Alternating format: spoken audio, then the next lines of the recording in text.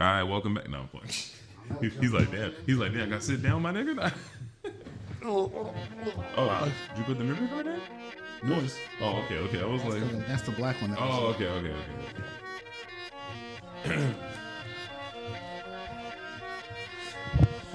You good? Gia. Welcome back. Yeah. After a little hiatus, another episode of Verbal Gunplay, episode 11. It's your boy Danny De Niro, aka D Money, in the building. Holla! And the golden line, if I'm lying, I'm flying, baby. What up? Man, why you? Well, bro, it's been a couple weeks. I'm sure they want to know everything we've done for the last 400 hours. So Yeah, man. let's get to it. How's your last 2 weeks been? Well, it's been pretty eventful. I had some good luck. You know, remember I told you my year was starting out pretty rough, but yeah, it's starting to turn around, looking all right. So okay. Definitely happy about that. So that thing came through. Yeah. Okay. Hit that tag one time. You got a tag right there. I mean, that just means that shit is fresh and new. Yeah. You know, pop that collar one time. You know, we don't look at the tags. You know what I'm saying? Oh, that shit on there good, nigga. Leave it on there so I look weak. All right. Good. All right. What else? What else you got going on, man? I tell you, man, my life's boring, bro. I tell y'all all the time. Like I just be living.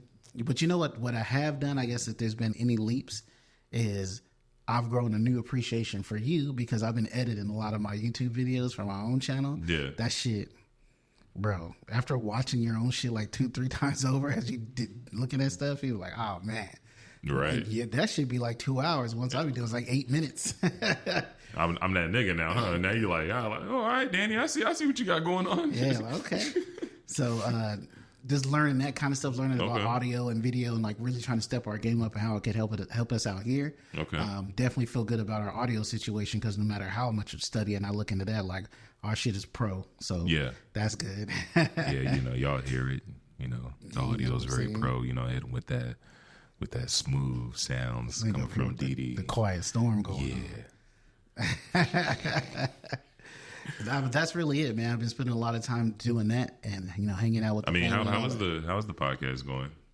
I mean, I say it's like a podcast, and I just be popping off about some shit for about. How's the vlog going? Isn't that what the phrase back in the day? It might be close because I'm just sitting at a desk with a mic in my face or whatever. It's more like a talking head video, as they call it, and things are looking up, getting a little bit better. You know, it's funny because what I'm doing now is like talking about being a YouTuber. That's like what my YouTube channel is about. I haven't seen all your episodes. I think I seen the last episode though, where you were talking about being a YouTuber. Yeah, I felt like you threw a little shade or a shot in there at me. How so? You said something about some solo podcast or something. I was like, was that a shot? I was like, where's my Teflon? No, you called it a podcast. It kind of was, but it wasn't really a shot at you because you called it a podcast. I'm like, you guys asked me how's your solo podcast, and I'm so now I ask a solo podcast. Yeah, that's definitely a shot to you. Yeah, okay. But not like the bullet hit though. The bullet hit. You know, not like that kind of shot, but it's like a shout out to you. Gotcha. It was like the Neo bullet. Like, you know, I wasn't fast enough. It caught a little graze when I was trying to dodge it. Like, oh shit, that wasn't meant for you. I was like, damn. I was like, do I gotta go back and watch these other episodes? This nigga been getting shit off. But that's all really like the last one you saw. It's just about like how weird it is being a YouTube. The one I'm doing right now, like I've got like a vlog shit like where I'm outside and it's like all artsy with me staring off into the distance outside. Yeah. I thought it was cool. I'll give you your props. I give you your flowers. I thought it was cool how you were doing like little examples of something going on, and then like you had the camera angle like you driving up as you're one person, and then you had the other camera or you had the other angle as if you're somebody pulling up, and it's just like you doing that like that awkward. It was given like Issa Rae vibes before she got the Insecure deal. Bro, Issa Rae before she was on, I know we go off on a tangent. Yeah. But that's how I found out about her was not Insecure, but Awkward Black Girl. Yeah, that's what I'm saying. It was given that. YouTube. Oh, man, that shit was hilarious. Yeah, I've only seen like one episode, but I watched all that. Yeah, I'm sure it was good. But thanks, man. I appreciate it. Yeah. I'm trying. No, for sure. Well, before I get into how my last 2 weeks was, I feel like that opened up a good segue to one of the things I wanted to talk about was mixing friendship and business, because you have your separate entity of a podcast. We have our group podcast. I have probably one or two solo ones in the works that I'm going to do as well. And a podcast that I listen to called See the Thing Is podcast. Shout out Mandy B. I actually met her a couple years ago at a mixer. Her and Bridget Kelly, they seem to have parted ways. And, I can't say that I never seen it coming because I listen to them religiously. Okay. I actually like that podcast better than the other one that Mandy B has, which is Horrible Decisions. And that's only because I feel like on there, that one is like woman centric, man. That's not for you. That's why. Well, See the Thing is woman centric, but I like the more mature conversation from women. Yeah. That's why I listen to See the Thing Is. Horrible Decisions was given very, oh, that nigga got a bag, let me get it energy. And like I don't like that kind of. I like the as non-biased as possible views from a woman. Okay. As non-biased as possible. But yeah, there was like a lot of instances on that podcast where they would openly talk about how they went to therapy together so that they can work through their issues. And I always, every time they would bring that up and that they regularly go to therapy, it tells me, it's like, wait, are y'all like even like really cool? Because it's like, I mean, I guess that's fine going to counseling for assistance and help, but it almost comes off that it's forced. It's like, because are you guys forcing this connection?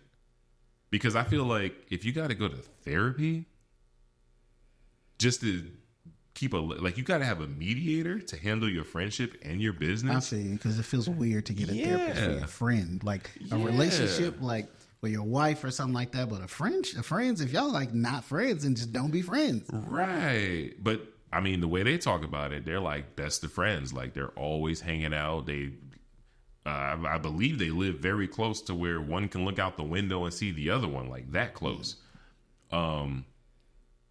So I won't say I was surprised when I heard about them parting ways. And, I like that it wasn't messy. It was very formal. They gave a press release. Mm-hmm. They were on IG Live and just read it out. But it's almost like I bring up the topic, can friendship and business coexist? Because I almost feel like, depending on how that business ended, I feel like it might fracture the friendship. Maybe it was the opposite. Maybe the business was fracturing the friendship. That's what. Well, yeah, is that what you're saying? Yeah. That's what I'm saying. Because it's like, and now when you commit to something like that, and you guys start a business together, and I won't say it failed. They had a good few years going, but with podcasting, it's like, there really is no expiration on it. There's no deadline. There's no set goal like, oh, we're going to do this for 5 years. It's really one of those things you're just going to do until you can't do it no more, or it fails. You see, the thing that makes me think that they were easy to walk away from this is because there wasn't that much at stake, right? You'd be surprised how a lot of these people have been doing podcasts for a while, and there's not like we know there's not a ton of money in it, but there's something. Yeah. When there's a lot of money at stake, negotiations are made, even if it's just because of contract purposes. The business that you're involved with will make you guys work it out to finish out the contract or whatever. I think the reason they were able to walk away so easily because they weren't walking away from much. And because of that, they valued their friendship, if they're still friends, over this podcast. I will say that the next couple of weeks is going to be the real telltale. Because like I said, they were buddy. So if I don't see them interacting, like tweeting one another, hanging out. They might need a break after this, though, emotionally, you know what I'm saying? You don't think so? I don't know. I'm not in that position. I mean, we can use us as an example. I mean, if, I don't know, one day you just hit me up and was just like, you know what, this verbal gunplay ain't really working. You know, I don't know how we'll react to it. Honestly, I think it depends on the situation. Like, as let's say it's now, yeah, and this is it. Like, then it's different than if you have your other shit going on. Then like, there's no purpose. Like, if it was just this, you can keep verbal gunplay, add another guest or two, keep it moving. You know what I'm saying? We've seen how many other podcasts do this. Oh yeah.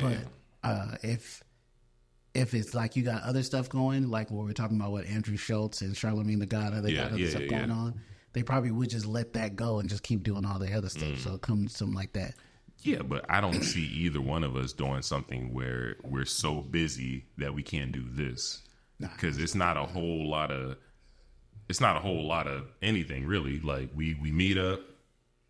It's about 3 hours tops, and then editing. We're producing. We're at the point now. Maybe another few more hours. So 6 hours out the week. I mean, there's like hundreds of hours in the week. So it's not crazy. It's really not no real excuse. So I mean, I don't know. Like, I don't know how we'll react. I would just kind of be like, oh, okay. I'm not gonna lie. I'll probably be kind of like, oh, damn, that's crazy. Like yeah. I mean, we ain't even made it to a dozen episodes, and the nigga was like, I'm good. And then I ain't gonna lie. Like, I'd probably be like petty. Like, if I seen like petty, like where like, let's say you're doing your solo pod, I'm not gonna view anything. Like, if it comes up in my algorithm, I'm doing not recommended. I would actually say that shit takes more time than this for me. Yeah, because I'm solo. I have to do the whole thing, think about it. Yeah, carve out time because I don't have a space like this that's just for that. So I have to get people to, if someone's already out the house, or get people to leave the room or whatever to record it. That's another reason why they're shorter, because I can't eat up 2 hours at a time, record it or whatever. Like, I got to make it quick, get to my point, and the editing is what takes the longest, because at least half of it is just interruptions. I can't get like a solid hour, 2 hours to just lock in. Like, I just can't. So you am. Daddy, hubby. Exactly. So, yeah, that's the part that takes the longest, more than the recording part. So, yeah. I don't see, because if I got time to do, like I said, if I don't have time to do this, then I don't have time to do that. If that makes sense. Yeah. And I mean, I guess like with us, I guess it's pretty easy with what we got going on, because I mean, we're like small guppies in the big pond or the big sea of podcasts. I mean, it's really just us two for the most part. We had Lola in a lot of episodes, but as far as like the day-to-day of running everything, it's really just us two, and it doesn't take a whole lot, It doesn't take a whole lot financially. It doesn't take a whole lot time-wise. It's honestly, it works because it's something that we want to do. And I think I just answered my question right there. I feel like something like this, you can't do it if you don't want to do it, because then the content is going to dry up. Because once this feels like a job, it's going to be trash. Like, who wants to do that? Yeah, but are we making like money at that shit? See, that's the balance. If it feels like a job but you're not getting paid for that job, and you're just eating up time, then but people do, man. I've seen so many podcasts where I'll be pocket watching. I'll be looking at the numbers and shit, see what everybody doing. And I'm like, oh, look at this podcast. They're smaller, similar to us. Let me check them out. They be 2-3 years old with the same or less views than us. And I'm like, bro, I don't know. Yeah. I don't know if I could do 2-3 years getting 20, 30 views. You know what I'm saying? On YouTube. And I mean, I can't see what their streaming shit is. I don't see us in, let's say 2-3 years. What is that? That's like 150 episodes. Yeah. Bro, I don't see us getting to 100 episodes and not regularly having hundreds of views. Yeah, that's going to be a milestone. Hundreds, I'm talking about more than that. That's going to be no. I'm just saying regularly hundreds of views. Like, I'm talking like 500. Like, I'm talking by the time 100 episodes go by, we're going to have over 500 views an episode. Gotcha. Like, regularly. Like, that's like, those are like goals that I have set. Like, how we going to... at 11 and we almost at 100 now. Right. So, and that's with just barely 10 episodes. Yeah. We got a couple episodes over 100 views. So it's like, so you have to look at it like another 9 times what we've already done. Like, I mean, just look at like the growth. Like, you guys that are watching, you can go look at this episode and go look at the first couple episodes. It's just that much of a difference. But it's just going to get better. That's the thing. Exactly. And, you know, the editing will get better. We'll get engagements from certain guests that we'll have on here. You know, we got more guests planned in the future coming through. Yeah, we'll just, you know, we'll be trying different things. You know, this is a new avenue for us. Because the podcast scene, I mean, I have a little bit of a background in it, but the podcasting scene has changed a lot since when I first did. I wish I would have stuck with it because, you know, back in, I think it was 2018 I started. I'd have been 6 years into it, you know. Yeah, then that pandemic boost would have kicked in. That pandemic boost, like anyway, I don't live in the past, but yeah. So yeah, I think I'm yeah, what you said, that made sense. Well, I think I said it. Yeah, they don't like it. See, for me, I have not put myself out in a public way at all these years. Although I've always kind of imagined doing so. Yeah, but I never really did. I wanted to keep my life as even and keeled, as peaceful as possible. Yeah. But now my kids are older and my wife and I's relationship is more mature, all that stuff. Yeah. So I can kind of do this sort of thing, and it's not really like any kind of issue or nothing like that. Yeah. And I found it, you know, great to have a little bit more of my creativity coming out. And yeah. And then talking about this is fun. People, you know, people that know you but don't know you, they get to see the other side of you. You know, because that last episode that you did, that said a lot about like your humor and your quirkiness that not a lot of people don't get to see, because you know you're usually either being in serious dad mode or serious manager mode. Yeah. So I remember when we did the podcast with Rashad. Yeah. And he only knew me as a supervisor for a while, and then we were friends afterwards. Exactly. He was like, "Who's this guy?" Yeah. Because he's never seen me like act like that before. But you got to put respect on his name. Oh, I'm sorry, Rashad, the pod guy. Yeah, there we go. Shout out Rashad. What's up, bro? And just seeing that better part of me, and like even just using some of the humor we had, because I did a little pause gag in that last one. Yeah. And that's some shit that I really only do with you. Right. So. Exactly. So it's almost like our chemistry and our behavior is just for public consumption with this podcast, really, because this is how we really just be just joking and just having a good old time when we hanging out. Yeah, bro. Sometimes we got to stop before the podcast and be like, okay, we doing podcast shit. Let's stop and record this shit, because we just be having these kind of conversations. It just flows. Yeah, and that's why this is working and will continue to work, because that chemistry is there and we enjoy doing this. But to circle back to what you said about how if we're making money from this, you're okay with it.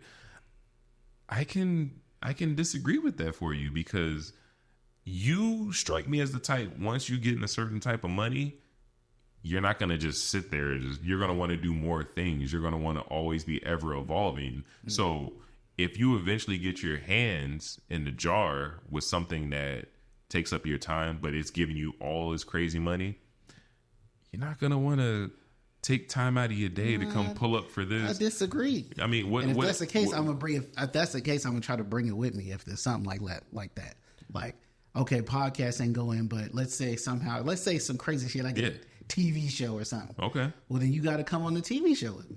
You got to. Okay. That'd be in the contract. Okay. You know what I'm saying? Okay. Because all of this to me is all building blocks and adds to whatever the finished product is. Yeah. Meaning this is at the base. And I would not have been able to build whatever it was I built if we didn't do this with you. Yeah. So if I somehow blew up, I'd be like, this nigga's got to come with me. Yeah. Make a job up if you got to, but this nigga got to come with me. Well, let's say hypothetically, because, you know, you talk about like a lot of chicken restaurants on this podcast. Let's say you decided to start a chicken restaurant that took off, right? I might, actually. And it's a franchise now, and it involves a lot of flying for you. Yeah. You know. Let's say you got some business like $1 million deals, and I'm over here like, hey, bro, you gonna make it to the podcast over here in Dallas tomorrow? And it's like, hey, bro, I got this meeting, going on. At some point, you gotta choose, because you know we don't want the quality of the podcast to differ. Like, oh, what? Call me on Zoom? Like, come on, like. Yeah, but it wouldn't be Zoom. Just I looked into this. There's lots of soft because I thought we might have to interview somebody online or some shit once. Yeah. So there's a lot of good stuff that makes it look really good. Let's get some jail interviews now. But I could be like, okay, get another person that's physically there with you to fill in for me or some shit, and then you get me on video. I'll be in my hotel room and jump on right quick if it's something like that, bro. But I mean, you put it on me. It could be you, motherfucker. It could be. But I would make you look like the bag. I'm playing victim here. Now, much like Andrew Schultz and Charlamagne the Guy, we both know the two of them got huge things going on, and they could. There's been times where, here we go. Whoa. There's been times where one or the other was not on the podcast. Oh, absolutely. Right? And because of scheduling issues, but Noah's left the podcast. You know what I'm saying? That's the difference. Okay. So even if I did have to miss one or you had to miss one, it's up to one of us to keep the shit rolling and going while the other person is off somewhere. So what he's saying, ladies and gentlemen, he's going to be using a lot of sick days. You see how he's smooth. He's smooth. It's that golden lion. You better check his mane. Okay, so circle back my last 2 weeks. We actually missed an episode because of me while I'm over here shitting on him for calling in a sick day. I know. We missed the episode because of me. I was actually out of town, ladies and gentlemen. I had a lot going on. What turned into was going to be a fun Super Bowl weekend in Vegas parlayed into me going to Florida for the death of a relative and spent some time with some cousins and whatnot. So it was good, positive energy, but unfortunately we weren't able to deliver you guys an episode. We will take measures to make sure that doesn't happen again. Maybe have some extra episodes in the tuck, just, so we can feed y'all, because I know y'all over there looking all rabid, saliva is like, oh, I need that episode. need that pod. But I had a good time. I went to Vegas for the Super Bowl.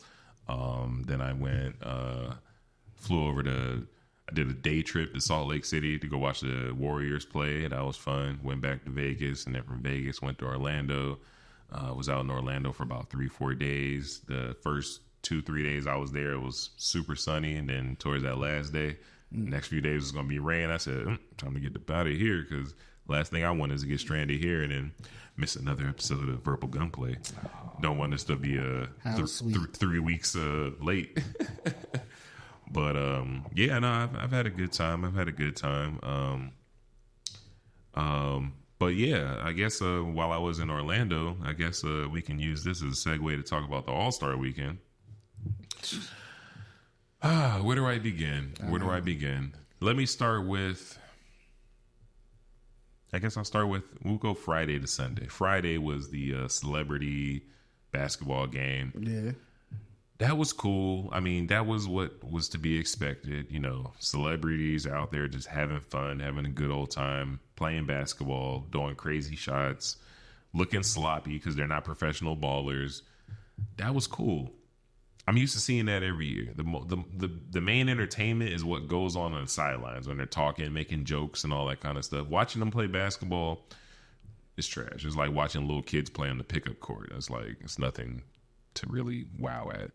However, for me, the highlight of the All-Star Weekend is normally on Saturday, because Saturday is where you got the skills challenge, you got the 3-point contest, you got the dunk contest. So I'll start with the first. The first was the skills contest. Correct me if I'm wrong. It's called the skills contest, right? I already know where you're going. Yeah. Why? I mean, I remember the skills contest back in the day. They had a lot of hard challenges for you to do. Yeah, those passes and shit. Yeah, it's almost like, when the football thing, they throw it through the hole. It'd be like a little tiny hole, pause. But on the skill challenge this year, it seemed like shit that me and you could have did and got a high score.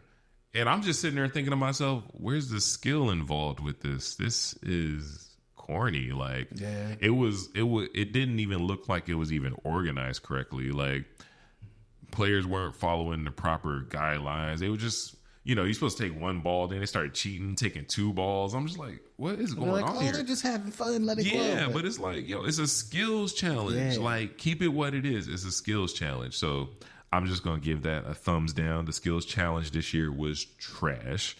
And I'll go to the next thing, which sadly was the highlight of the weekend, the 3-point contest. The 3-point contest, I'm not going to do a big old deep dive on it, but the 3-point contest was the highlight. So I'm about to shit on everything from here going the rest of the way. Dame won the 3-point contest, which is crazy to me because where the fuck has this Dame been the entire time he's been on the Bucks? But that's a whole nother conversation. He getting out of that contract. He saw him posing with Glorilla, so we know what he doing. He about to cut another album. That's the fuck he gonna do. Hey, no cap though. He got his skills. He can flow though. I'll give him that. Oh, I've heard some of the music. Oh yeah, I forgot he's going through a divorce. So I was thinking about he's with Glorilla. Doing the most. She was on Instagram talking about, who nigga is this? I want him. First of all, Glorilla is trash. I would never touch that. Really? No. I like her music. That's what you mean. She completely turned me off when she was on a radio interview talking about how a couple of times she got caught lacking with her panties out and there was shit stains on it. That was enough for me to be turned off. I was like, you're sharing this info with the world? Like, that's some bold honesty. Yeah, that's a little too honest. Like, keep that shit, literally, keep that shit to yourself. Because I immediately, like, she ain't even the best looker. But when I heard that, because I'm big on hygiene, like, as soon as you tell me you got shit stains in your drawer, first of all, we've all had shit stains in our drawers. But I'm not over here like, yo, check out these shit stains in my hands. Wait, because I didn't see this video. So you say when she got caught lacking, she mean someone else saw them? Saw the shit stains? No, she got caught lacking. Like, she had shit stain in the drawers, and she openly was talking about it. Oh, okay. Well, you just openly talked about it. Said we all had shit stains, which would include No, you. I said we've all had shit stains. But what I'm saying is, I'm just making her feel involved. Gotcha. You know, if I had some shit stains, I wouldn't even know. I don't even look at my drawers. Like, I take them shits off, I'm done with them. Keep it moving. Did you look? What's that? Was that a lie or something? What's that look? Yeah, it seems like a little. I don't look at my drawers. A Kappa-Lappa there. I don't look at my drawers, and you can check my bathroom. I keep wipes. I keep wipes when I travel as well. But anyway, what was we talking about? Oh yeah, the All-Star. So and then this, trying to figure out how I can say this without sounding like a hater. I mean, you've been hating the whole time. It's gonna come out sounding like a hater. But I feel like if they're trying to raise awareness to the WNBA with this whole WNBA versus NBA, the best shooter in WNBA versus the best shooter in the NBA. I mean, it has to be a shooter, right? Can't be nothing else. That's fine. Yeah, well, yeah, because they don't dunk. Like 3 of them dunk. I feel like the WNBA has their own All-Star weekend. Why not throw Steph Curry over there to do it? It's cross-promotion. Right. But if Steph Curry, come on. That would be the epitome of what they call punching down, my friend. You can't like have the best nigga come over there and just start shooting lights out. Shitting on the girls. I guess. But I mean, come on. Did anybody think that Sabrina was gonna beat Steph Curry in the 3-point contest? Let's be real. No. Exactly. But if a girl comes into the men's 3-point contest and has a great showing, it's like, see, look how good she does against the men. She must be a superstar with the girls. It's cross promotion. I mean, if you look at her score, I mean, she scored, I think, the same as Dame. So she's a shooter for sure. Even though she was using the WNBA ball, and those are smaller. But anyway, she can still shoot. So I won't take no credit away from her. I just didn't want to see it. If I'm being honest, I didn't care to see it. I don't. You are sounding like a hater now. I don't like to see anything where I know the result. How you know the result's gonna be? It's Steph Curry. I feel like he can make every shot if he wanted to. I think he humbles himself by missing. I'm just being serious. Where would the fun be? All jokes aside, where would the fun be if Steph Curry pulled up and made? Because he could, if he pulled up every game and made 33s. I mean, you see what the NBA looks like now. This shit's mostly his fault. Oh, he's definitely the reason everybody's shooting threes from the fucking logo. You could, if you would have did that shit in the 90s, you'd have been on a bench so quick. Yeah, but you saw fucking Lillard, that nigga swish one from half court. Yeah. And my old school me, I saw him do that shit. I was like, what the fuck is wrong with you? I was like, yeah. I mean, it's one of those things where you can't really say nothing when it goes in. Pause.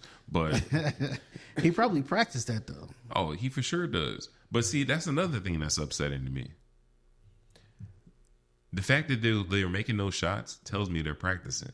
But then that also tells me this is what you're using your practice time on. Yeah, you're not practicing. You're fucking chucking fucking shots from fucking half court. Bro, work on your fucking handles. Work on driving, slash into the rim. Work on defense. Like, it's so crazy. Like the fact defense. That did you see the score in this game? Exactly. Well, before we get to the game, it's like, I think it was like last month or whatever. We had like 4 players all score like 70 points, which is insane to me. Yeah, that was like generational scores when we was coming. Right. Like when Kobe did 81, that was mind blowing. You know why? Because that was also in an era where they played defense.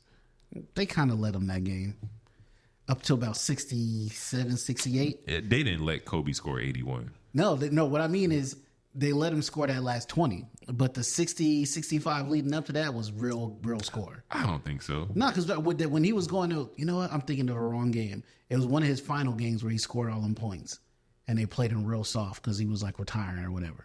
You're talking about the retirement game when he scored 60, I think, something against like the that. Jazz. Yeah, they let that nigga do that shit. But that 80, that I won't argue. I know which one you're talking about. But the 81, no, they were playing defense. But I mean, this is Kobe. But everyone else just kind of moved out. That's when the Lakers were trash too.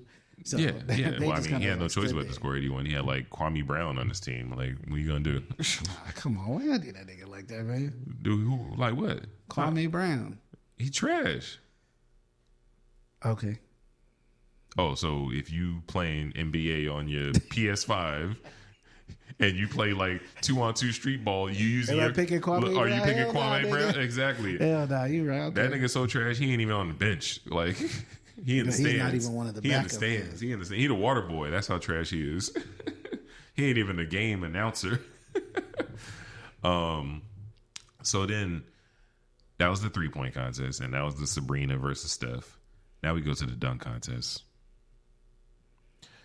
I'm trying to remember who was all in it. It was the defending champion Mac McClung, Jaylen Brown, the only superstar in it, Obi Toppin's brother Jacob Toppin, and some other dude. I can't even remember his name. It's always nobodies, bro.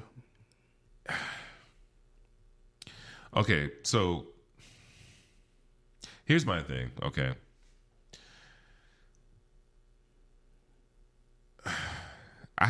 I like creative dunks, but I'm getting tired of the props. Because here's the thing. 10 years ago, we seen Blake Griffin jump over a fucking Kia car. And I didn't even like that because he jumped over the hood. You want to impress me? No, nigga, jump over the apex of the car, right? But he caught an alley-oop from the sunroof and looked cool and flashy. Yeah, it was pretty dope. Don't hate. I'm not. But if you want to impress me, jump over the apex of it. You like jumping over the hood. Just jump in the car. Nigga, I can jump over the hood of the car. Or jump over the length of that motherfucker. Right. Now that would have been impressive. But yeah, the theatrics is just, at this point, I don't want to see no more people dunk over Shaq. I'm tired of seeing people dunk over Shaq. It has no more draw for me. Like when I see Shaq stand there, I'm like, okay, I'm gonna see the same. Because here's the thing: if you dunk over somebody that's 7'2", there's only but so much tricks you can do because you have to focus on getting that elevation. So what are you gonna do? A simple fucking two-handed dunk? Oh, you jumped over Shaq. Oh, big whoop. That's usually what happens. Yeah. I want to see some creative shit. Like Jacob Toppin, he did a fucking 360 East Bay dunk. So he did a 360 and he went through the legs and dunked it. Mm-hmm. And that nigga was eliminated in the first round. See, that's the shit we love to see. You know what I'm saying? But then you got niggas like Jaylen Brown jumping over fucking 4'1" Kai Cenat sitting down in a chair. And everybody falling out. Oh, shit. Oh, shit. It's like, really? Like, and did you watch it, right? Mm-hmm. Did you see the first attempt? He didn't even make the first attempt. That always happens. To me, you can't get a 10 if you make whatever dunk you make on the first attempt, you're eligible for a 10. And that's the crazy part, because the beginning of the dunk contest, like the Jacob Toppin, that 360 through the, he got it on the first try. Yeah, mm-hmm. Nigga, that should have been minimum 49. Nope. It should have been 50 average, but it should have been at least all nines. But it's the dudes that are judging this shit mostly are older NBA players for the most part. And quite frankly, we didn't see all that shit before. A 360 through the legs East Bay dunk. Somebody's done that shit. Sean Kemp, somebody probably did that. Probably, shit. But we're judging it on the dunks we're seeing right now. Like for example, Jaylen Brown put on like a fucking MJ glove because they're always clowning him because he ain't got no left hand. So he put an MJ glove on the left hand and he fucking did the same dunk that like Jacob Toppin did. Yep. But with a glove on. It went crazy for that shit. It went crazy over it. Then you had Mac McClung, which was the only original dunk that I seen that was dope. Somebody was holding the ball up. He jumped up, grabbed it out their hand, let it go, grabbed it again, and then pumped it backwards. That was hard. That should have been 50. Yeah, that was hard. And Jaylen Brown got a higher score than him. They tried to rob him. That's hard to do. That's body control and all This is what I'm saying. And these are people that, well, not all the judges were dunkers, but there were some dunkers judging. Like, first of all, when it happened in real time, I didn't even realize what he did. So I feel like, I don't know if they judged it before they seen what he did, but you need to, like me, it's all about watching the replay of the dunk contest. Because sometimes the shit goes so fast, you can't even. Yeah, I don't think they saw him take his hands off the ball. Because that was impressive. That wasn't, when you watch that in slow motion, that was like one of the best dunks that I've seen in a long time. But yeah, so I don't want to spend too much time on the dunk contest, but I'm just going to say at this point, they need to put something in the contract or something, like some kind of incentive. Like if you compete in a dunk contest and win, you can get like a 10% kicker to your annual salary or something that's going to motivate these guys. Because I remember the dunk contest growing up, you knew every person in it. Yeah. It was always, if not superstars, at least all stars. And they were doing actual dunks. Now I get it. Except the year D Brown won it. He was not a superstar. Well, I guess we knew who he was because in basketball. But when D Brown did that jump over the dude, that was crazy. You know what I'm saying? But he wasn't a superstar until he did that. And you're going to bring me right back to Jaylen Brown. Did you see that bullshit where he jumped over the guy and he waited till he hit the ground to cover his eyes? The funny part is he did that the first time when he missed. And I was like, at first I thought he was wiping sweat off his forehead. Because I think he did. He didn't really like put his head in there, like in there like that. It was weak, bro. He went like this. So either he was covering his eyes or he was doing some retarded looking dab. Remember dabbing? Remember that was like the shit?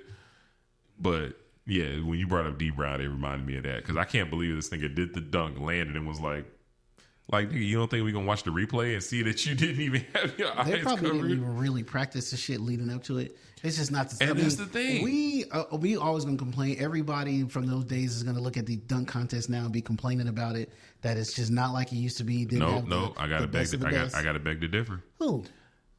You? Yes. You think it's as good as it used to be? I'm gonna tell you right now. When they had Zach LaVine and Aaron Gordon in the dunk contest, I wasn't expecting nothing from them. Wasn't expecting nothing. I'll give you that one. And they came out and they put on the best dunks I've seen since the 2000 dunk contest when it was Vince Carter, T-Mac, and Steve Francis. Yeah, but what was that, 5 years ago? Something like that. Yeah, it was right before the pandemic, I think. Yeah, it was a while ago. But my thing is, neither one of them was an all-star at the time, I don't think. Nope. They were basically bums, but they showed up, and because of that dunk contest, I think today they have names. Yeah, I've never seen so many well-deserved 50s just back to back. Yeah, it was going. That was one of the best dunks I've ever seen in my life when Aaron Gordon was vertical, sitting down, and had the ball go underneath his legs, and then dunked it with the left. Yeah. That was the craziest shit. Like when you watch that shit in a replay, he was literally sitting in a lawn chair. That takes a lot of core strength. Pull his legs up like that, stay upright so he can get it under the legs. Yeah, that was hard. So a lot of people like to take shots at LeBron for the reason the dunk contest is why it is. They say he was the last big superstar to enter the league and then not compete in the dunk contest. I would say. Here's the thing. There's a lot of superstars in the league. But here's the thing. Here's the thing. I won't put all the blame on LeBron. I won't be a hater in this case. Because it's been sounding like I'm being a hater. When have you ever seen LeBron do a dope dunk? Not really. He do a little something. He's a power dunker. I've only seen him drive to the lane, cock it back, and dunk it. And occasionally catch alley-oops. But that's not really his game. I've never seen him be a flashy dunker. So me personally, I'm not mad at him for being in the dunk contest. Because what I don't want is another Darrell Armstrong. Somebody going to the dunk contest making a fool of himself. Yeah. Darrell Armstrong going to the dunk contest and his dunk was a layup. Like, what are we doing? So, them little power dunks, unless he was doing from the free throw line, you ain't going to get no points. You probably get some points because you're LeBron, but at the end of the day, yeah, you would have probably made yourself look stupid. So I don't blame him. However, I do blame people like Zion, who has nothing but dunk highlights since high school. When he was rehabbing, all he did was dunk highlights, doing all kinds of crazy dunks in the game. But why this Popeye chicken eating motherfucker ain't doing no dunks in the dunk contest? There's no, like you said, I don't know what their compensation package is, if there even is one. There is nothing. But my thing is, you putting on all these dunks, join the dunk contest. Come on. Yeah, but why though? That's what these people need now. The glory isn't enough anymore. They like, fuck that. They need don't more. Do it for the glory. Just do it for the fans. Fuck them too. That's what they think. Them same fans that's throwing food and shit at them and cussing about their mama and telling them to kill themselves in the comments. Not those fans. Those the haters. That's those the racist. Those the racist guys. You say the fans, they're all in a group to them, and it's like the fans don't love us. Nobody like fuck that. People are selfish. You know what it is? I'm going to tell you what it is. These little kids today, they getting too much money in the NBA. Do you think that's what it is? It's too much money? Too much money. Because think about it. The superstars from back in the day, I'm pretty sure when they was in those dunk contests, them sponsorship deals came after that. Oh, for the shoes and all of that shit. Yeah. That's what I'm saying. So now, when you making $50 million a year and you got legends like Pippen that made, what, 80 mil his whole career, you making that in like 2 years. Well, I'm gonna join the dunk contest for it. I think that's what it is. They getting too much bread. They like lazy. Like for what? So I'm saying there's no incentive, and the glory itself is not enough. Yeah, and they get money from other places. I mean, these motherfuckers just don't want to do. So that's why I think they should just make a kicker on it. Like just give the winner of the dunk contest 10%. And now the NBA is not even about that anymore. The NBA is a shooting league now. That's why the 3-point contest was a highlight, because that's what the league is now. Yeah. People don't even like aspire to dunk anymore. Yeah. You know what I'm saying? So, I'm going to wrap this up because we spent a lot of time on just the dunk contest. But I would say if you're not going to get the NBA players to do it, then I've seen they have these TV shows of professional dunkers. Bring those guys in. Let those guys compete for like $100,000 check, because at least the dunk contest, even though it won't have any real names, at least we're going to see some cool looking dunks, because I feel like you're robbing us for us to see Jaylen Brown dunk over Kai Cenat. I don't want to see that. That's not even impressive to me. How you going to jump over Kai Cenat right after this nigga just jumped over Shaq? Like, what are we talking about here? Because it's Kai Cenat. I don't give a fuck who it is. First of all, what did he even sit down for? I know that dude mad small. Like, this nigga was 4'1". Like he's literally border midget just walking around. Like he sat down and he was the same height. You know what I'm saying? Or just slightly shorter, yeah. Right. Like anyway, and then I'll wrap this up and just talk about the All-Star game. I'm not gonna give this as much energy as the dunk contest. I will just say they finally hit 200 in a game. Finally, he was waiting for that. I wasn't waiting for it because I didn't want to see it, because it's not even physically possible for you to hit 200 in a game unless you're just running up and down the court with controllers unplugged and throwing threes up. Yeah. And that's what they did. And you seen that had me dying while I was watching Adam Silver when he, because he gives out the awards and all that. Mm-hmm. He's like, "Oh, congrats to Giannis is the captain. Congrats to your team. Y'all scored the most points." Like, he was just so like... Yeah, like, I mean, what can you say? It's not like it's not like it used to be. Right, but you could tell he was the disappointment. He's just like, yeah, y'all scored the most points, and then they just changed it. Like there was some things they changed before. Now they reinstated all the old rules, the old way of doing things. Yeah, and that was the reason why they changed things. So this like sort of thing didn't happen, and we see that it did. It's just a freaking running gun shooting contest. It was whack. Everybody hated it. No one loved it. Everybody hated it. I think the funniest thing that happened in the All-Star game was when Bam inbounded the ball and threw it off of Jokic back. And then he dribbled past him, and Jokic... First of all, I never want to see him in the All-Star game again because he's a great regular basketball player, but when it comes to being flashy and fancy, he is so gumpy that it just looks stupid. Yeah, he can't dunk. Like, he can't even... He jumps like 1 foot in the air. Like, it just looks retarded. But the funniest thing was me is the fact that he inbounded the ball off him on like some fucking schoolyard shit, ran past him, pulled up a three. I didn't even know Bam could make threes, and he made the three. And then Jokic went complaining to the ref because he threw the ball off him. That was the highlight for me, and that's embarrassing that was the highlight. Now, he's not cut from that cloth, man. Like, that dude's serious. After he won a championship, he was mad that they had to do a parade. Right. Like, what? Right, but how? Okay, so he's serious, but how serious can he be when he inbounds the ball with fucking Luka and they go the whole scale of the court without dribbling, just fucking playing catch all the way to the fucking rim?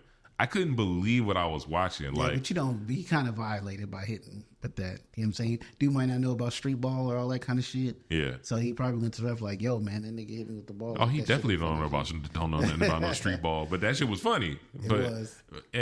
But the fact that was the highlight. What made it funny wasn't that he bounced the ball off him. It's because I think I actually got mad. Yeah. Went to the ref. That's what made it funny. Because he, he felt the ball. Well, pause. I'm going to say he felt the ball hit him in the back. But anyway, he turned around and seen him running past, and he was all like gumpy-ish and chasing him. That shit looked hilarious to me. It looked like a little fucking Tim Burton character, just the way his arms were flailing.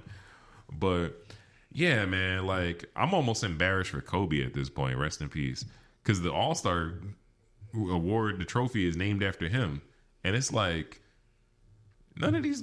Let's be honest, none of these guys even deserve that award. Do you remember the All-Star games when we were kids? Where like it was monumental. Like, I distinctly remember one where there was the end of the game and Kobe had the ball. It was like 110. Yeah. To see who was going to win that shit. I think Kobe, this is what I'm saying. Like, I remember the All-Star game. Like, we was watching that shit almost like sweating because it's like we're watching the best of the best. Like, there's fouls, there's people playing defense, there's blocks, there's trash talking. That was serious. They don't even get crazy with like remember back in the day, the All-Star game, like we would see the craziest dunks in game. Mm-hmm. Like you said, they ain't even doing that. All they doing is just chucking threes. You had Luka throw a fucking three from the 3-point line on the other side of the court and hit the top of the backboard. Like, what are you doing? I was like, what? What the fuck is this? Like, it's not taken serious, and they got to figure it out. They got to figure it out because at this point, what's going to happen and what's starting to happen, they're already fucking up because they're picking terrible cities. All-Star Weekend has no business being in Indianapolis in fucking February when it's fucking cold and snowing. Man. You ain't getting nobody wanting to travel there. Half the planes ain't going because it's snowing. You ain't going to bring none of the hoes out in that weather. Like, but there's only certain, like, maybe, 6 cities? Major cities that can host it in the wintertime like that. So you want to have the same, what is it going to be? LA. I guess they can bring it to Dago. That's fine. Everything you're saying. Look, you're giving options. That's Dallas. Do you remember the Pro Bowl every year used to be Hawaii? True that. Every year was Hawaii. And they never changed. They never changed the city. Yep, they love. I'm not saying you got to do that with the All-Star Weekend. I'm just saying pick better cities. It should always be a city where there's sun. Yeah, a destination where there's some kind of sun. I got you. Phoenix could be another good one. Because I went to the All-Star Weekend 2020 in Chicago. That was miserable. Miserable. Yeah, I bet.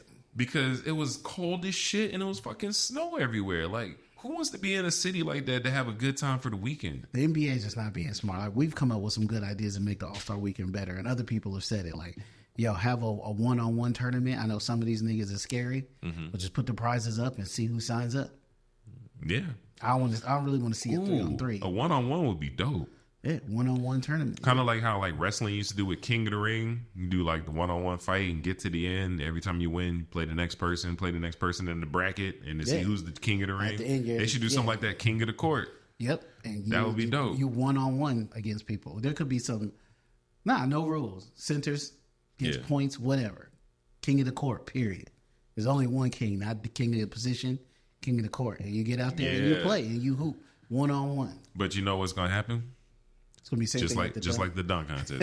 Niggas don't want to get like right now. I bet you Jalen is regretting signing up for it because he looks silly right now, missing the dunk, dunking over Kai Cenat, covering up his eyes at the end of the dunk. Like he's getting trolled hard. I bet right now, and niggas don't want to have that. And niggas definitely don't want to get embarrassed. They don't want people crossing them up. Like, what if you got like Kyrie in your first round? Because Jokic is what, a 2-time MVP? Now, let's say you put Jokic in front of fucking Ja Morant right now on a one-on-one. Ja Morant is cooking this nigga. Cooking. But that's why he don't enter, because he's not a one-on-one player. But he's MVP. So what? Most valuable player on a team. Okay, I guess you have to say that. Yeah. But a person who gets King of the Court, you got to beat people one-on-one. I can see Giannis doing it. He's pretty big. Yeah, but I can see him going in. He's versatile. He can score and defend. So certain people will have sort of an advantage because of their size and height. Mm-hmm. But like certain people like, Kyrie or Westbrook or some of those people, or of course, what's the old boy name? Tall, weird looking dude. Has been on a bunch of teams. I don't know what he swayed Westbrook. He was on Golden State. Help me out, I'm getting old. He was on Golden State, tall. Yeah, they won a championship with him. I'm sure all of listeners. Oh, JaVale McGee? Oh. No, nigga. Oh, I don't know. He won the championship with Golden State. He's in Phoenix now, I think. Not Ayton. Oh, Nurkic? Oh, dude, he's black. He used to play with Westbrook and Harden. And he's tall? Yeah. Oh, you talking about Kevin Durant? Thank you. God damn. How could you not remember him? I'm sorry. Like I said, I'm getting old, nigga. I'm forgetting names. I knew it was. I'm thinking of all centers when you said tall. Yeah, yeah. Kevin Durant, who's a scoring machine, but he can't really defend. Someone else, like that's what it could come down to. Kevin Durant got defense. Against people his size. Kevin Durant got defense against people his size. You think he can deal Kyrie? Both. Yeah. All right, I doubt that shit. He got defense. I'm not saying Kyrie won't cross him up, but he got defense. And then, he's so tall and lanky, he gonna block shit. Just like Wembanyama. Yeah. Look at him. He lanky as shit, but he gets like 5 blocks a game because he can fucking reach 8 feet. Yeah. All right, but yeah, something like that would mix it up and give us something. When we said this about the NFL Pro Bowl, like. They're not having any kind of imagination. That shit is done. I haven't watched the Pro Bowl like legit. Like I'm serious. I haven't watched none of these mini games. None. I haven't sat there and watched an actual Pro Bowl game since 2011. Yeah, probably same. Yeah, same. It's just not. I don't know. There's nothing for people, and everything's changed. They might as well. And that's kind of what it sounds like to us. We just old heads. We used to shit being a certain way back in our days. Things were better, so we complaining about it now. But I don't really hear too many of the current fans or younger fans or whatever complaining about things not being set up the way that they like it to. It's just us. I guess because we remember how it used to be, how it was better. And that's one thing they never argue and say it wasn't better, because it definitely was. Yeah. All right, so we done beat this NBA All-Star shit. I see you passionate about that. You talked all about that. I was. But this one might be longer, folks, because we got like 2 weeks worth of shit to talk about. Let's make it personal. I wanted to talk about the importance of family reunions. As I mentioned, I went out to a funeral, and then, most funerals, they feel like family reunions because you usually see a lot of family that you haven't seen in a while. I think it's important. Like, my family, we used to do a lot of annual family reunions, and now it's starting to get to the point where it's like all the elders, all the old heads in the family, they're dying off, and as they die, that is like the family reunion. And I feel like we got to get out of that, because I'm sure you got a big family where you probably don't even know all your family. Nah. We need to know who our family is. One of my relatives, they made a joke during the funeral that we all need to know each other because there's so many of us. The last thing you want is wanting to be dating one of your family members. Like, I don't know if that was an appropriate time to make that joke, but it got some laughs at everybody because it's true. We deep, like, it's a lot of us out there. And, but yeah, I think it's like, we need more of it because it's like nobody knows anybody. And it's just like when you watch those movies like Soul Food and stuff, it's like everybody comes to Sunday dinner because Big Mama's cooking. And then now Big Mama's gone. Now there's no more Sunday dinners. Like, we got to keep the traditions going. Like look at women, for example, today. Not balled up the fist. Here we go with you again. No. What I was going to say, and you probably would agree with me on this. Okay. How many women are in the kitchen with special recipes? Like how we had when we was younger, Big Mama had that special recipe. It was certain things that Big Mama made, your grandma made, that you would only get from her because it was only cooked a certain type of way. Like, we don't have any of that anymore. There's no. I do. Oh, you still got the cookbooks and all that?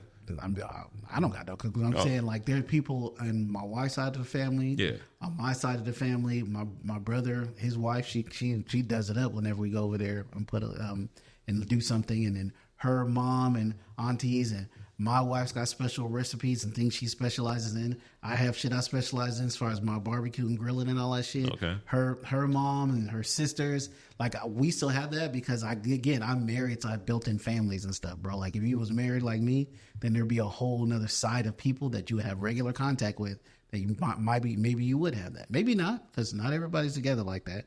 But I do. So, like, when you say we don't see that no more, I do understand what you're saying because a lot of people I talk to say the same thing. Yeah. That's just not my experience. Like, we get together, there's good food all over the place made by different people.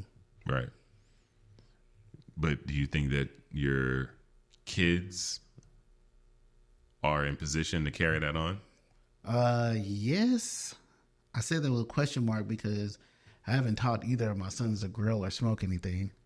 So they watched, but I haven't today I'm gonna stand over you and talk to you about it, but you're gonna do it. Well, my wife has done that with our other kids. So like with they got each one of my kids actually has something that they specialize in. One of my daughters is a baker, the other one bakes, but also can like cook chicken and grill things and not grill, but cook on the pan and all that kind of stuff. They all had or one is really good mac and cheese, almost as good as their mother's. Yeah. So we definitely do kind of pass that on, but it's almost like unintentional.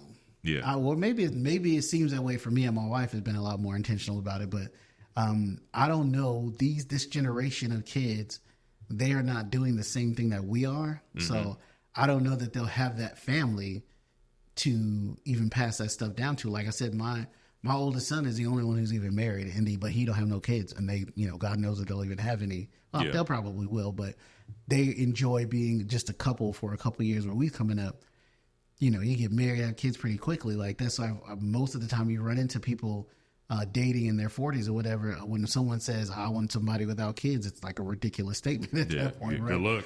Good luck. But like my oldest daughter, she's 24, not married, no grandkids, talking about she ain't trying to have none. That's what these kids be on, man. Because to them, and I guess partially it's true because we talk so much shit about it, they see us struggling or having a problem raising all these kids. I had a bunch, so that, definitely didn't help. But then they're like, nah, I'm going to go out here and live my best life. Plus, that's what the internet is saying. So they just not reproducing this stuff like it used to. Plus, it's true. Everything is hella expensive like it used to be. So what you're saying, like, I think you're right. I think I'm seeing it now, but I don't think that's what's going to happen with the next group. Because everybody I'm saying this about are 40, 50 plus that are still around to do that. Yeah. And when you say, like, you get together for a family reunion is because somebody dies off. When those people get old and they start dying off, like, that tradition of getting everyone together is going to, because they're the ones who do that. Like, we do come around, but I didn't initiate that group gathering. They did. Yeah. And if they're not around to initiate those things, I mean, am I going to step in and take that over? Probably not. So, or hell, I might die before they do. You never know. Yeah. And this generation, they're talking about protect your peace Xing out family members and stuff all the time. I keep saying this generation of kids going to be lonely as hell. Yeah. I wonder how the government's going to deal with that. All these single people in retirement homes. Well, your daughters have nothing to worry about because in this world, for the most part, where are you going with it? Women, they just go out, get a drink bought for them. They get treated to dinner. Like, I say it all the time, making jokes, but I don't know how women are in debt. What do you mean? Just let that marinate. How are you a woman and you're in debt? Like owed money on a credit card debt? Sure. I like everybody else. Like I don't understand. Well, why? Niggas is out here just giving money away to women all the time in various ways. Yes, but this is what I would do if I was a woman. Like, if I got $500 I owe on the credit card, instead of buying me this, and then you just put something on my credit card bill. I'm just saying, and there's guys out there that would do it. Yeah, but they usually want something in return. How are you going to feel about yourself, selling yourself like that? I'm not saying you're selling yourself. You are. No, your daughter's dating everything, right? Yeah. Okay, that's all I'm saying. Like, people that you're involved with is what I'm saying. Like, but she not the. I mean, this is my daughter, of course, but she not the type to be out there dating and thinking someone else is going to take care of her and pay her bills and shit for her. I'm not saying she's thinking that, but what I am saying is, I guarantee you, she can look at her phone and text somebody and have a burger on the way from Uber Eats if she wants it. Yes, but then that same person's texting, calling, messaging, hey, can we hang out because you reached out and he paid for that burger and then you got to deal with all that. There's always an exchange.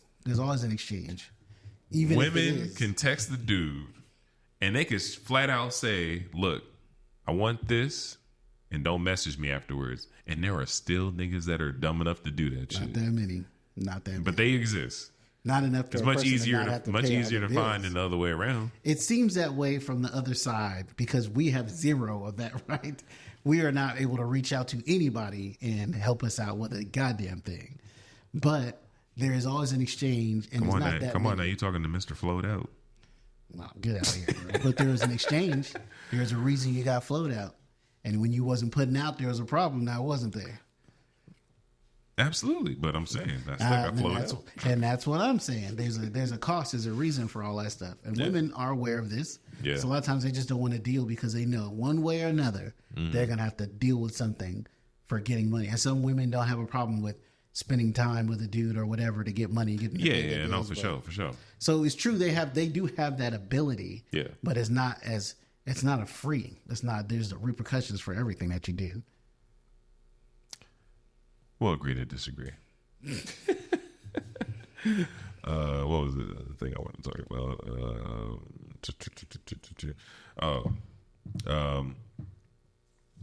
Have you heard Beyonce's new songs, the little country songs? By proxy, because my household is a Beyonce household. Yeah, that's right. Me. I forgot you live in the Beehive. Yeah.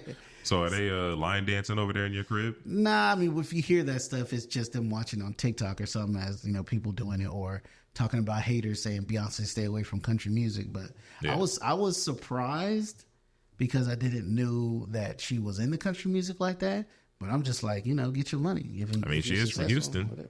Yeah, but that don't mean into country music. I'm sure she's in the rodeos and all that. Yeah, I'm sure she's growing up on some country. I mean, like you said, she always got the little cowboy hat on, so it was bound to happen. Yeah. You know what? It probably was a natural progression for her. Yeah. But being an outside Beyonce listener, not like an on purpose Beyonce listener, it did surprise me. But at the same time, I wasn't like upset about it. Yeah. And I try to think about it. What if Taylor Swift decided she was going to make like R&B, like black style R&B? What's black style R&B? Like, no, there's regular ass R&B, and then there's like this underground movement of R&B. You don't, there's none of it is mainstream. You only hear it in Spotify playlists and shit like that. Like a Snow Allegra before she got big again. Before she got big, that's what I'm saying. Yeah, on those kind of Cleo Soul. Yes, exactly. Thank you. Those kind of people. If she start doing that kind of stuff, I'd be skeptical, but let me hear it. Okay. And if it was good, like okay, this is good, but I'm still hating because black people can't have shit. And white people think the country is theirs. They do. So to have Beyonce come over into their music, they're upset about it. Just the same way as some people are upset when there's a white rapper. I mean, it's a lot of white rappers today. Yeah, but people still be mad about it. Nah, I don't feel no type of way. I think people were more mad when it was Eminem than anything. Only because it was a white rapper who was considered to be one of the biggest and best. If you're just a white rapper and you occupy this space over here, sort of underground, sort of online only, which is a lot of those, we ain't really tripping. Yeah. But when you're up there with the upper echelon, however you want to say it, that's when they feel some type of way, because a lot of black people will say you can never say a white person be the greatest at anything black. In rap, it's black. Yeah, but from 98 to 2003, I mean, who was fucking with Eminem though? What do you mean? Sales wise, rap wise? No, I'm talking about rap. I'm talking about rap wise. That's subjective, because I never liked it. Because here's the thing, like, us, the fans, can have an opinion all day, every day, but hip hop was built off battles. Hip hop was built off competition. My thing is, if M wasn't the best, while a lot of these white people are saying Eminem's the best, I feel like if there was a rapper that thought he was the best, he should have challenged him. Nobody does that. Nobody challenges anybody just because there's a personal. What you talking about? Benzino came at him.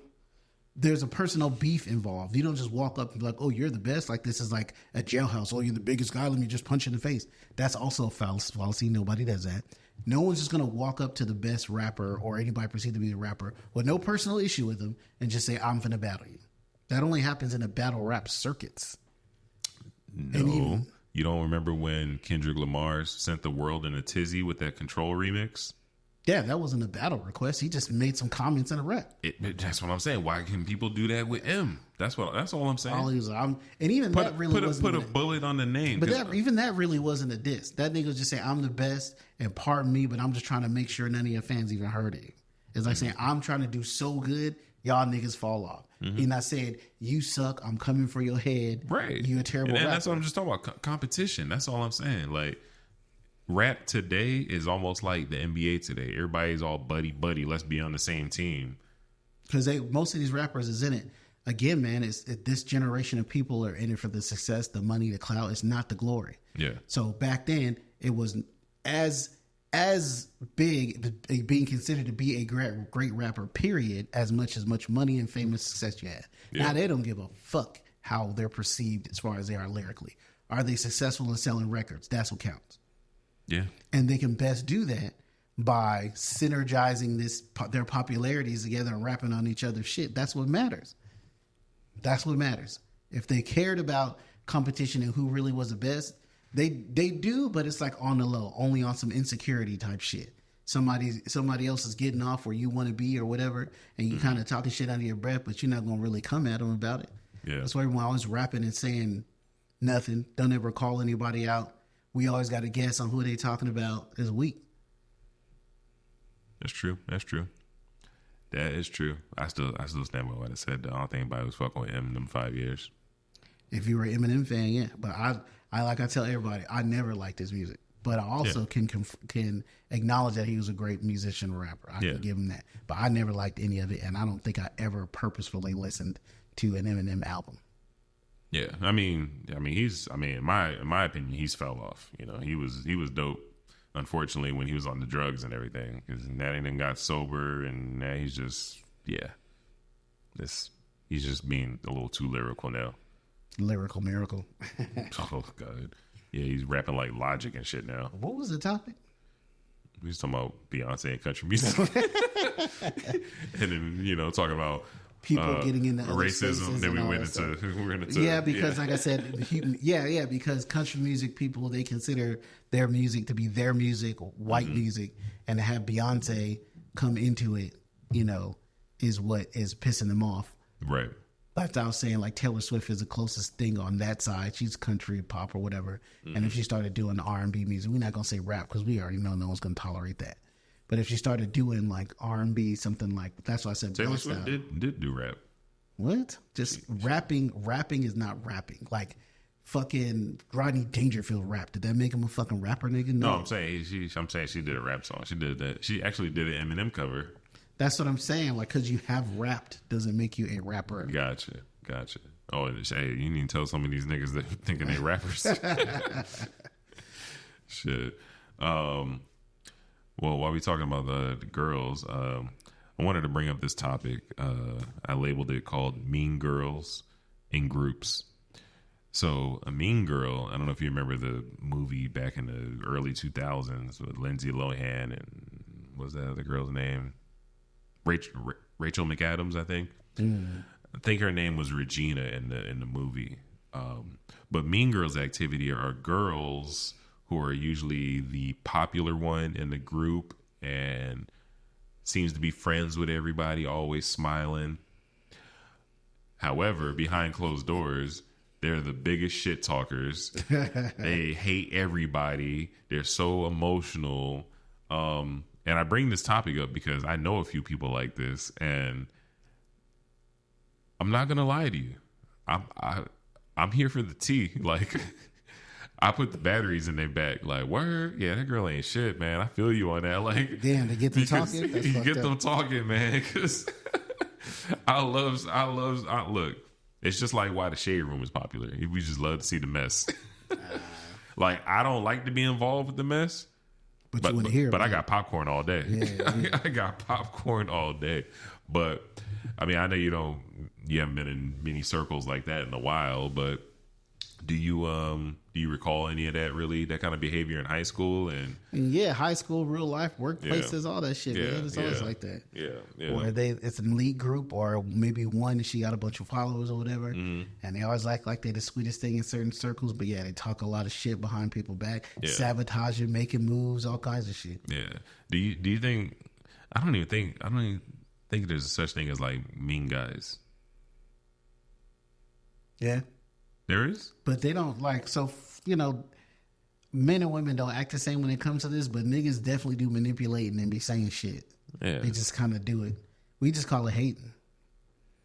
Hating and dirty macking. Yeah, you a hater. You're a dirty macking ass nigga. But you ever dirty macked on anybody?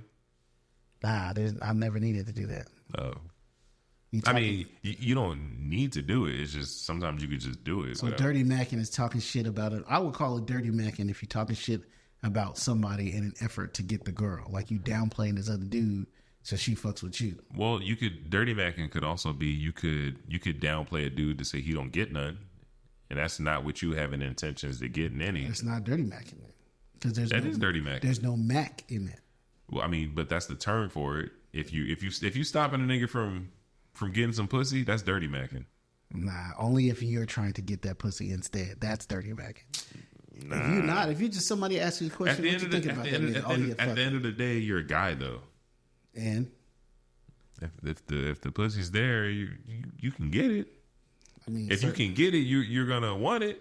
Certain niggas, yeah, but other kind of niggas who pussy comes along often, you know it's gonna be another train. No need to rush and jump on this one. Yeah, but if you got a girl, just like, yo, take it down. Just give it to me and just drop down and just what you gonna do? What's this what you gonna do? Punch her in her face? If you just giving this away, what's this worth? Yeah, but you might be asking yourself that, but then 5 seconds later, your piece is in her mouth. Then what? Then you're looking like then you're looking like Jody and Baby Boy talking about. I ain't even got no condoms. Hell no. Nah. And then she right here with the condom. Like, now what? Nah. Somebody don't want to leave. Bro, for real, I've always been this way even when I was younger. Like, I just feel like maybe, the internet now will call it an abundance attitude. Okay. I would really, even if it wasn't an abundance thing, I don't know, I just never really tripped and chased girls like that. Never. My boys used to be so mad because we go hang out somewhere and there'd be girls around and I just be chilling. I ain't paying them no mind. Yeah. I'm hanging with the boys. All the girls want me. They be like, this nigga wasn't even interested in y'all. And they're like, oh, old girl, when they talk to you, I'm like, nah, I don't feel like this shit, man. Let's go somewhere. They're like, what? Fuck is wrong with you? Like, bro, I'm telling you so many times my homeboys would ask when I was gay because I just wasn't tripping off these girls. Because I just wasn't. Once again, ladies and gentlemen, I remember I've seen pictures of him from the 90s. First of all, this is back when light skin was in. And I'm telling you, he had the little chin strap. He was a smooth criminal out here. Don't let him act like. And I'm not saying he was trying to get it, but he ain't have to try. Like, he was already a candidate. He was walking down the street looking like Raheem from Juice. You know what I'm saying? That's probably it, bro. Because real shit, like, that's why I always feel like Like I wasn't like, oh man, this girl's giving me rhythm. I got to jump on it. This be another one, man. Yeah. Tomorrow or whatever, go somewhere. Yeah. Whatever, bro. Like it was a diamond that really didn't mean nothing to me, and I was never in a rush to chase after shit. And there have been plenty of times where girls were just trying to hand it to me, and I'm picky, so I'm like, you're not even trying to make me work. Now I don't want it. That's definitely happened to me before. So Okay. And my friends, as usual, was like, nigga, you ain't tripping. Yeah, I mean, but that is true though. To piggyback on what you just said, I mean, in my days of being a Dora the Explorer when it came to the box, it's definitely how the fuck. what happened. How's Dora the Explorer? How's that make sense? Like, why is it back when I was chasing pussy? I don't know. But you said Dora the Explorer, right? They could be a lot of things. So, like, what about Dora the Explorer made it like chasing pussy? No, I said back in my day when I was Dora the Explorer, chasing the box is what I said. Yeah. But Dora don't chase no boxes. Yeah, man, come on, man. Let me get my joke off. Damn. No, trying to be all literal and shit. I thought I was missing a joke. I'm trying to wait to laugh. Nah, man. When I was like Jason Voorhees out here just killing the pussy in the woods. Anyway. All right, there we go. Yeah, back when I was out here being a slayer, you know what I'm saying? And I ain't talking Halo. But but I was getting them headshots. But no, shit, I forgot what I was talking about. Back when you was Dora the Explorer out there, doing whatever. Oh yeah. So what I was saying was, yeah, a challenge is much more exciting than something that's just there. Was it a challenge? Like I ain't tried. Don't make a nigga jump through hoops. No. What I'm saying is when you're giving it to me this easy, it's like, do I even really want this?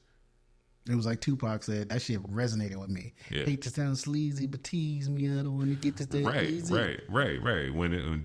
Then when you got a fine girl that's not trying to really give you no action, but she give you a little bit of attention, you're gonna be all for that, as opposed to somebody saying, "Here, my pussy's here, take it." And you're like, wait, hold up. Why you got the discount tag on? Why you got the discount tag on this? What's wrong with this? Let me get a little whiff. Is this aftermarket? Shit. It's that tilapia. Been left out the fridge for 3 days now. But yeah. Circling back to what we were talking about, the Mean Girls. This is one of the benefits of being a friend with females. Because I have a couple of females that let me privy to like the chat rooms where I could see what goes on in the female group chats. I feel like they're much worse than us. Oh my god! First of all, we don't even really have there's not much guy group chats. Like there's but there's not really. But they definitely not in there talking about what them chicks be talking about. The women in these group chats, bro, they are just like they're talking about everything. They have an opinion on everything. They're complaining about everything. Like. I was just sitting there like, I've always wanted to be a fly in the room. Now that I'm a fly in the room, kind of, I'm just like, ugh, I'd have been left that shit. Like damn, bitch, like all you do is just whining and complaining and And then, it is true. They do be talking about the men. Like I've always heard the rumors, they talk about who's out there slanging, who's guided, and who's talking with who's been with who. Well, I'm going to try him. Like, that's why girls always be trying to fucking each other's men and shit because they talk too much.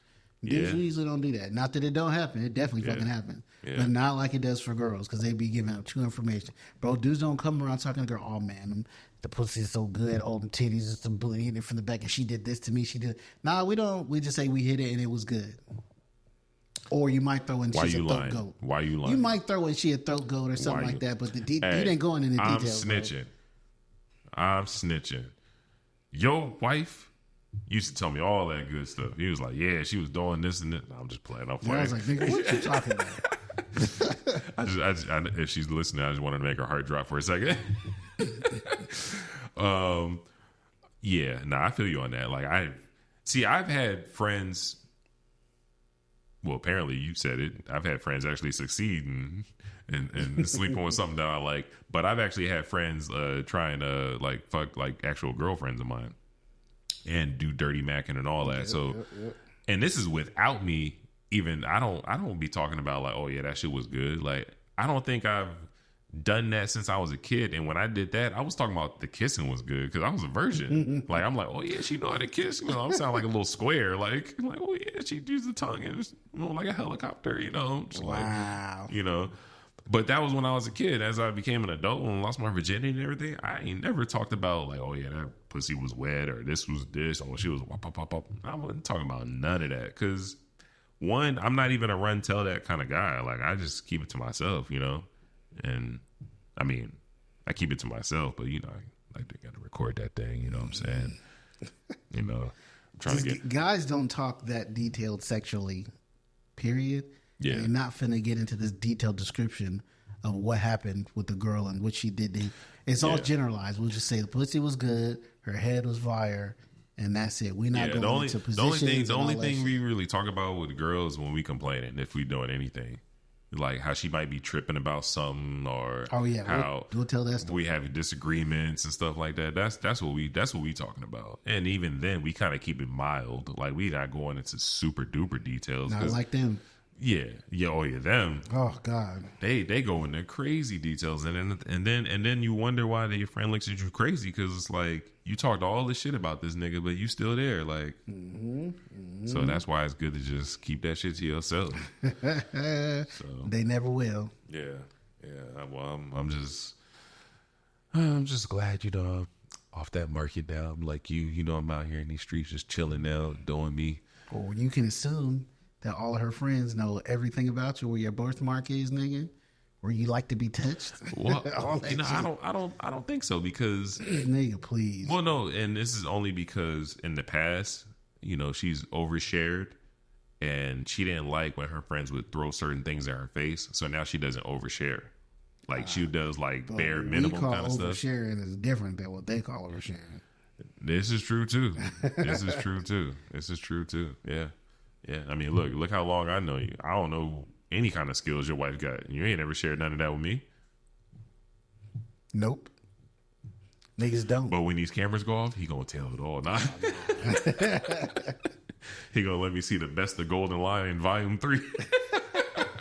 You know, I assume all her friends and other people she's close to know everything about me. Like all the tricks? Know the tricks, know the birthmarks. Know the size and shape. I don't think so. All that shit. I don't think. Well, I don't know. I've never been in that fly on that wall. Girls so talk, man. So I'm assuming. And if I can assume that, and I'm all right with assuming it, then that just is what it is. Yeah. And that's why when you meet your girl's friends, they be looking at you funny. You're like, hey, Daniel. Oh, so that's what it is. Yeah, they imagine it what their homegirl told them already before. Which is what I'm saying. That's why these chicks always be trying to get at each other's men because they talk too much. Yeah. Have you ever been tested? Like, has your wife ever like sent somebody to try and get the draws? Not that I know of, but I think she wouldn't because she know like I would have a big fucking problem with that. Right. But that's only if you knew. Yeah, that's why I said not that I know of. Oh. But if she like, you seen that shit on YouTube where, you know, somebody has somebody set up on video to test and see if they would cheat. Then the dude doesn't cheat. Mm-hmm. And then he finds out that she tested him. He's like, fuck you, it's over. Yeah. That's me. That's me. All we do. Do you know how paranoid shit you got to be to go through all that trouble and shit to set up a situation just to see? But here's the thing. There's nothing I can do at that point. What happens if your girl sets you up on something like that and you succeed? You get in the top and you beating the guts. Like, what does she got to get from that? Like, oh, you delivered this pussy to me. What you thought was gonna happen? Whoever she sends to you is not gonna go all the way through with it. But you never know. Some might try it. Like you said, they hear the stories. Girl, I was looking out for you. I suppose that's possible. I'm sure it's happened. Yeah, man. But listen, not that I know of, but nah. But I've had like one time that she knows about one of her friends. Yeah, like definitely, I was like, you crossing the line for sure. Yeah, because this was years and years, long time ago. Yeah, because I'd be paranoid. Like when I get like in a relationship and then like somebody I haven't talked to just like slides in my DMs and be like, "You fine?" I'd be like, red flag, red flag, red flag, red flag. I'm like, because that shit don't ever happen. I'm like, where do I know you from? It does happen though, but when it happens, I'm just like, no, I mean like when you're single and available. oh, exactly. Yeah. When I'm out here with the fucking sonar, like, where's the pussy? Where's the pussy? Where's it? Ain't nothing falling in the inbox. And as soon as you take it, then it's like, hey, big head. What yeah, hey, big head. Hey, Danny.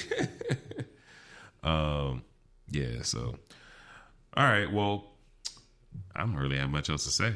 Was that the end of it? I think that's pretty much it, man. Let me see. Yeah, man. We done cleared publishing clearinghouse.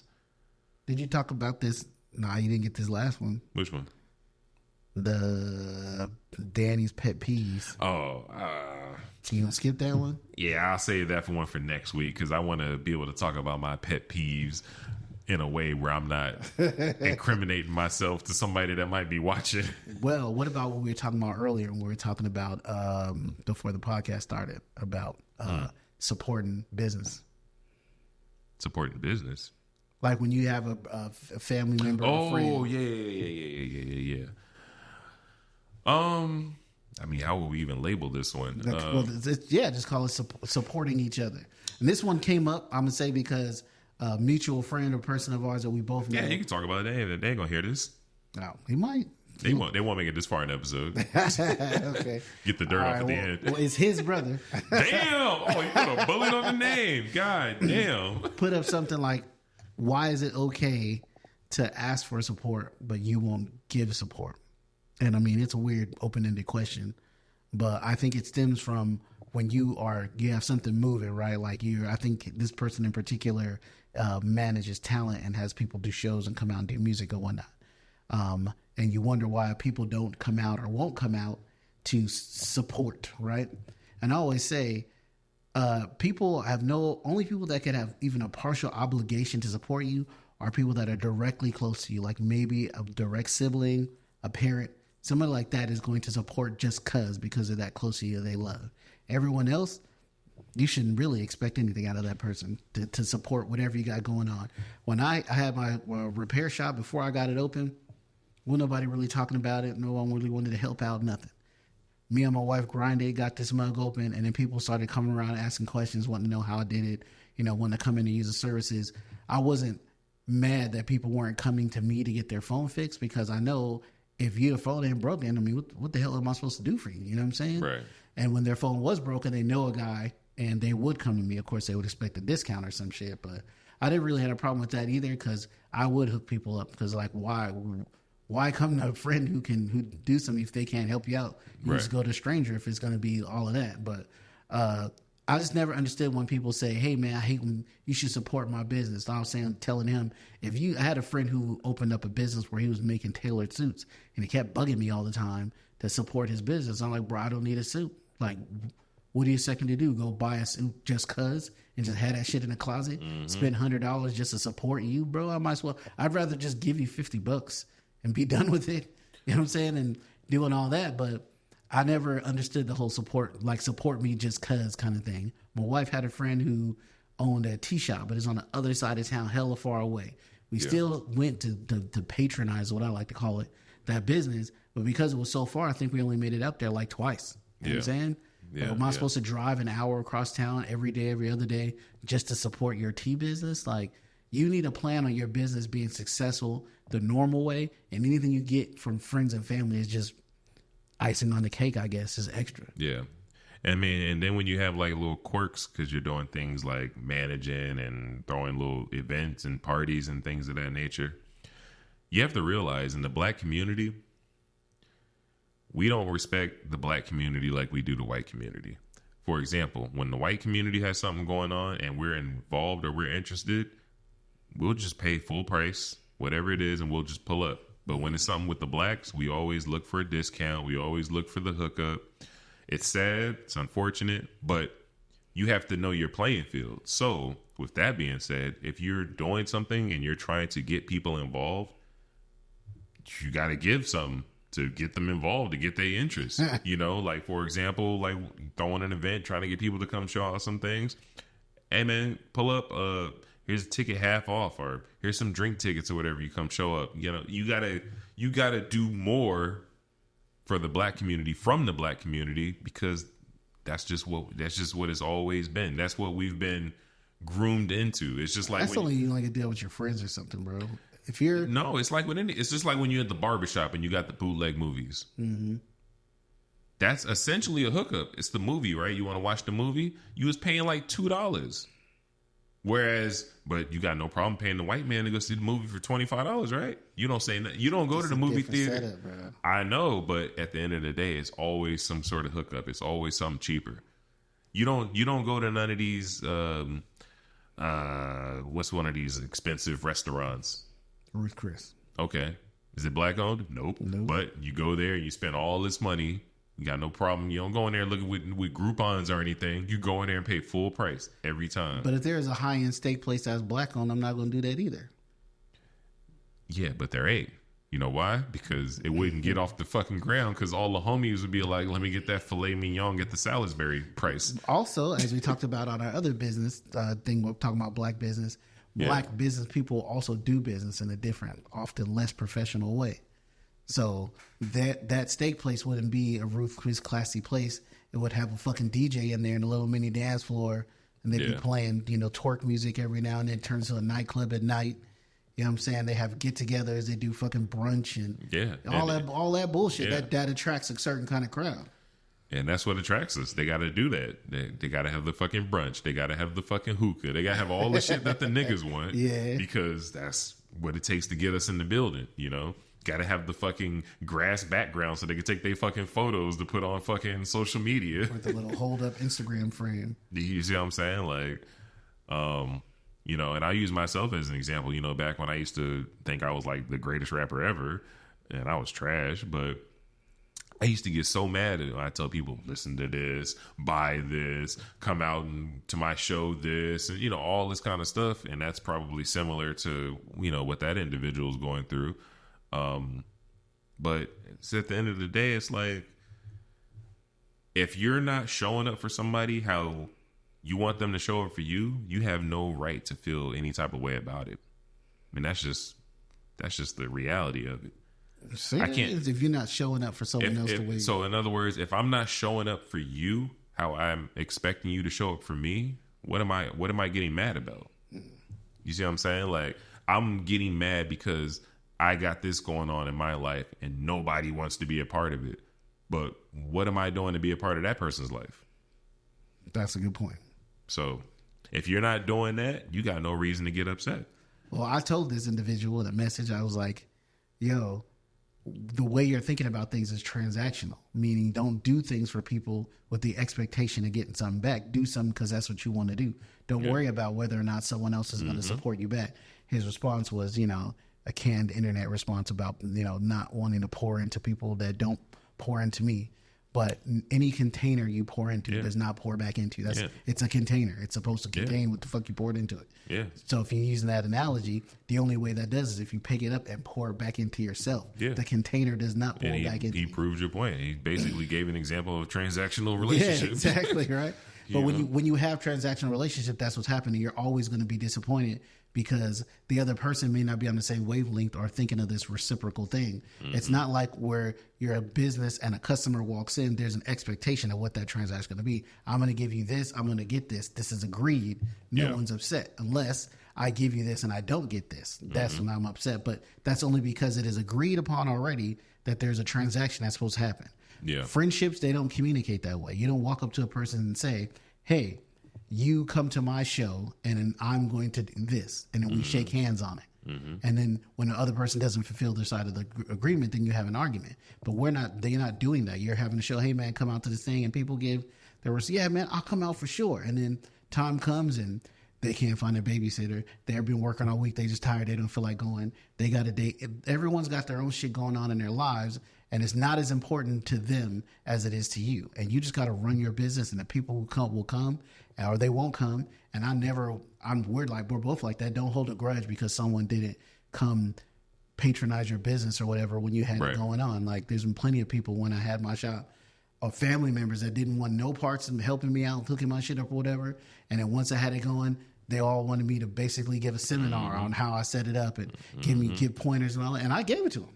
Yeah. I gave them all the game Because I know there's a difference between knowing how to do something and actually doing it. We both know that. Yeah. You can give people all the technical knowledge and information in the world. They won't actually follow up and do that shit. That the actual execution is the hard part. Mm-hmm. So I didn't really hold a grudge. I knew certain family members straight up told me no and talk shit to me that it wouldn't be successful, blah, blah, blah. And then when it was, that same family member came around and wanted tips and wanted to get in, wanted to invest, all that shit. Did I hold a grudge? Yes, fuck that person. That one person. That one person. Yeah. Only because they was talking shit. Yeah. But other people just didn't support who said they would. I didn't hold a grudge because I know how it is. That's why they say if you build it, they will come. And other people, oftentimes you do something and you feel like it's not going to be successful unless you get a lot of people on board right away. Mm-hmm. But I say do it. And when people start seeing you do shit, seeing you success, now they want to come and be a part of it. And that's that's the natural order of things. Yep. That's how it works. I've told Ebony, my wife, sorry, her name this, you this. There's going to be times where we're going to reach out to somebody and say, come on the show. They're going to look at us and be like, y'all too small. Fuck y'all. Right. Okay. Yeah. In a year we blow up. And then now they're ringing up. Oh man, can you come through? I'm be like, yeah, come on through. Look, he's so diplomatic. No, I'm like, suck my dick. And I'm like, yeah, come on through. Especially if I know I'm punching up trying to get this person to come and they wasn't really fucking with us. Yeah. But if it's somebody who ain't even got a following and it's like, I'm not trying to come on your little podcast. Mm-hmm. Okay, understand. At the time, I'm not mad. Mm-hmm. If I blow and you want to come on my podcast and I see you still down there, go on. That was crazy. My man said, if I blow and you come on, whoa. All right, I'm just saying, if our shit blows up, right, and then you want to come on the podcast and then I check you out and you ain't leveled up, you still where you at, then what do we got to gain? Like, it has to be a reciprocal thing for you to come. Like, we got to get something from having you come on our show, just like you would. Yep. At the time when we came at you, it would have been something that was even. Now we up, you down. Yeah. There's no reason for that. Yeah. So I would understand the same if someone comes on the show and then they blow up, a year later, we kind of not as big as we could be, but we say come back on the show and they like, nah, I'm too big for y'all. I understand. Listen, it's cool. Go ahead and be your superstar. We just going to re-release that clip again. The best of the, you know what I'm saying? We going to find a way to, you know what I'm saying? Yeah, because if I had some Cat Williams clips, I sure as hell have them shits on the internet right now. Absolutely. Cat Williams is hot right now. Yeah, drop that shit on Throwback Thursday. But yeah, I mean, it's like the same thing with this podcast, man. It's like, we've been doing this now for a few months. And, we post things online and we share things. I don't get mad if nobody's sharing nothing or if nobody's liking it or if somebody hasn't subscribed. Yep. We just going to keep doing us. And then when we start making some noise and then if that's when they want to run around and like, oh, can I be down? Cool. If there's a way for you to get in and help out, cool. And if there's not, that's cool too. You had your opportunity to be on board and whatnot. Yeah, there's been a couple people waiting on their no names. Yeah. So, it is what it is. It just registered when you said that. But yeah, we just gonna keep pushing with this, whether you want to support us or not. And I think on that note, yeah, we out here. Like, share, subscribe, leave any comments you got going on. And thanks for tuning in. It's the Verbal Gunplay Podcast. Tell me what you sippin'. No, I gotta get it.